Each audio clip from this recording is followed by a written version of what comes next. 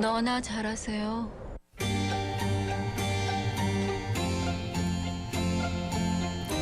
네, 양미숙의 친절한 미숙씨, 부산참여연대 양미숙 사무처장 스튜디오 나와 계십니다. 어서 오십시오. 안녕하세요. 네, 안녕하십니까. 반갑습니다. 자, 부산 참여연대에서 매년 지방자치의 날을 기념해서 부산 지역의 16구군의 정책 중에서 시민에게 도움이 되는 정책에 대해서 상을 준다는 내용인데 어떤 것입니까? 예, 그 부산 참여연대가 권력을 감시하고 비판하는 일을 주로 합니다. 예. 그런데 또 이제 언젠가부터 좋은 정책상 혹은 좋은 조례상을 제정해서 16개 구군 혹은 이제 시의원 구의원들에게 상을 주고 면서 이제 좀 이제 좋은 정책과 좋은 조례를 독려하는 이런 활동을 하고 있습니다.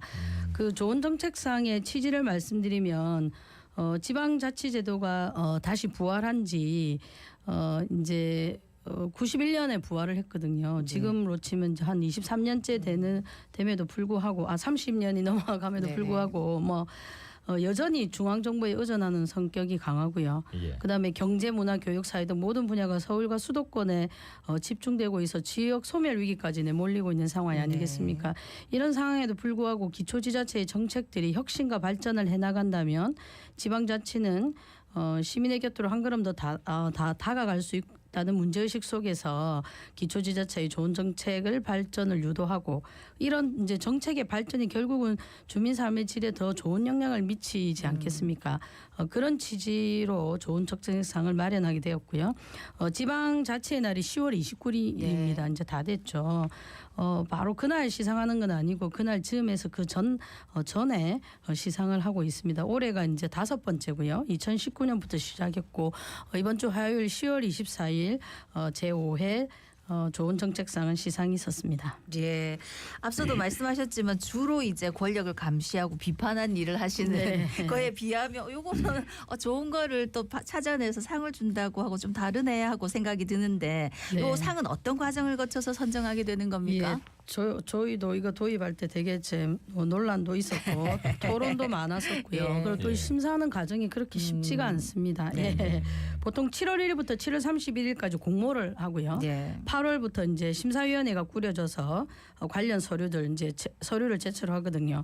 그리고 이제 사실은 심사위원들의 토론이 좀 되게 많이 진행되는 편이고요. 필요한 경우는 현장을 방문하고 이해관계자나 혹은 구의원들 의견도 좀 참고하고 있습니다. 그리고 심사 기준은 저희가 물론 이제 점수로 심사를 매기기는 하는데 심사 평가 기준은 보면 공공성, 자치성, 독창성, 효과성을 중심으로 심사를 하고 성인지 감수성, 인권 감수성, 환경 감수성에 대해서 가점을 주는 방식입니다.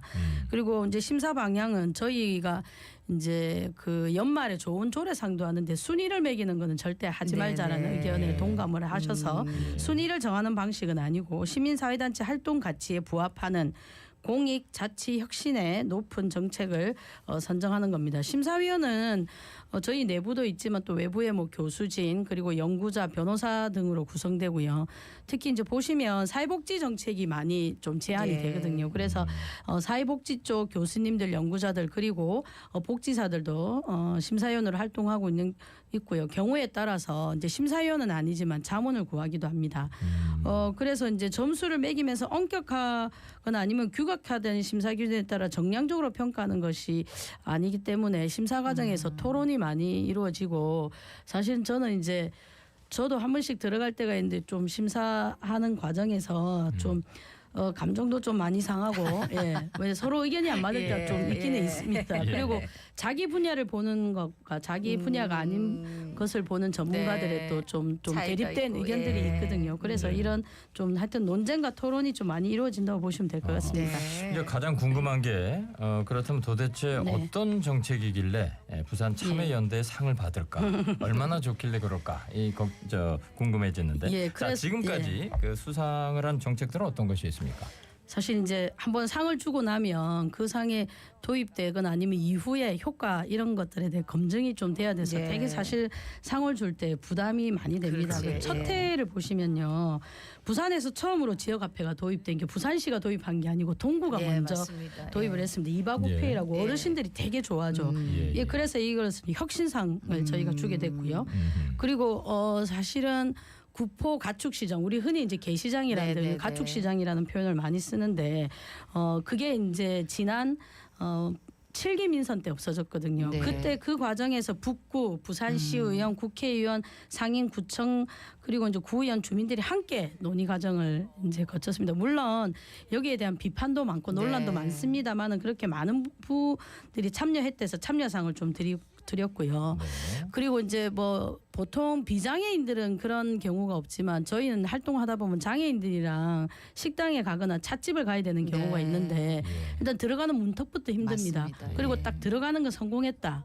근데 화장실은 아유, 더욱더 맞습니다. 장애인들이 예. 가기 힘들어서 그런 장소를 구하면 또 장애인들이 되게 좀 서운해하거나 섭섭해하시거든요. 근데 이런 문제를 조금이나마 해결해주기 위한 시도가 연제구에 있었거든요. 그러니까 사회적 약자 맞춤 지도 제작이 인권상을 받았습니다. 예. 그리고 이제 첫 해에 진구에서도 다행복 교육지구, 이 다행복 교육지구는 김석준 교육감 때 많이 네네. 도입됐는데 그래서 여러 구에 사는데 이 부산 진구를 줘야 되나 하고 논란이 많았었지만 일단 부산 진구가 받았습니다. 근데 제가 올해 어떤 세미나에서 여기 참여했던 교사 선생님을 한번 만났는데 자기가 이 부산 진구의 다행복 지구에 대해서 하루 종일 자랑을 해도 시간이 모질란다 이런 말씀을 하시더라고요. 예. 그래서 이제 그 말을 들을 때는 아 정말 상을 잘 줬거나 하는 좀 뿌듯함이 있었고요. 그리고 1회 때 수상을 하지 못한 구에서 사실 공무원들이 항의 전화를 한 적이 있었습니다. 예. 그리고 정보 공개 청구를 하겠다. 그래서 저희는 이제 공공기관이 아니라 정보 공개 청구가 안 된다고 말씀을 드린 적도 있었습니다. 그 이제 첫 해는 좀 이렇게 2, 3, 4회 좀 간단하게 살펴보면 저희가 사실 2000년대에 그 공동주택의 갑질 뭐 분쟁 이런 것들이 되게 많지 않았습니까? 네. 그래서 금정구가 투명하고 효율적인 공동주택 관리 지원이란 상으로 공익상을 받았고요. 그리고 코로나 시기에 남구에서 처음으로 그 드라이브 스루가 도입됐거든요. 아, 부산에서는. 예, 그래서 맞습니다. 여기서 좀 이제 선제적으로 잘했다고 해서 혁신상을 받았고 그리고 비석문화마을 아미 초장 도시 재생 프로젝트 서구입니다. 이 자치상을 좀 받았고요. 그리고 진구가 이제 2번 연속 하긴 했는데 그 재활용품을 좀 잘 수거하는 이런 정책을 펴서 녹색상을 좀 받기도 했습니다. 1, 2에 보시는 거 보면 상이 좀 이름이 틀리지 않습니까? 네네. 그래서 상명이 정해진 게 아니고 정책에 따라 저희가 상명을 좀 네. 융통성 있게 정하게 합니다. 뭐 이름이 뭐가 중요하겠습니까? 네. 예, 그다음에 이제 2021년에 북구 주민들과 함께 하는 어르신의 공유 공간 어울라기 혁신상을 받았고요. 그리고 기장군의 365일 연중 무휴 기장형 초동 돌봄 교실이 또 혁신상을 받기도 했습니다. 앞에 북구는 공익상이었고요. 자치상은 연제구의 부산 최초 전동에서 운영하는 혹시 들어보셨는지 모르겠지만 우리 동네 마을 계획단. 서울에서는 이게 2000년 1990년 후반에 다 많이 도입됐는데 네. 저희는 그러니까 부산은 좀 안 그랬거든요. 네. 그래서 이제 그러니까 우리 동의 계획을 우리가 세워서 예산을 쓰자 이런 이제 회의체라고 네. 생각하면 되는데 이런 것들이 처음으로 도입되어서 자치상을 받기도 했습니다. 그리고 2020년은 지방선거가 있어서 군수와 구청장이 바뀌는 시기라 좀 응모를 많이 안 하셨어요. 네.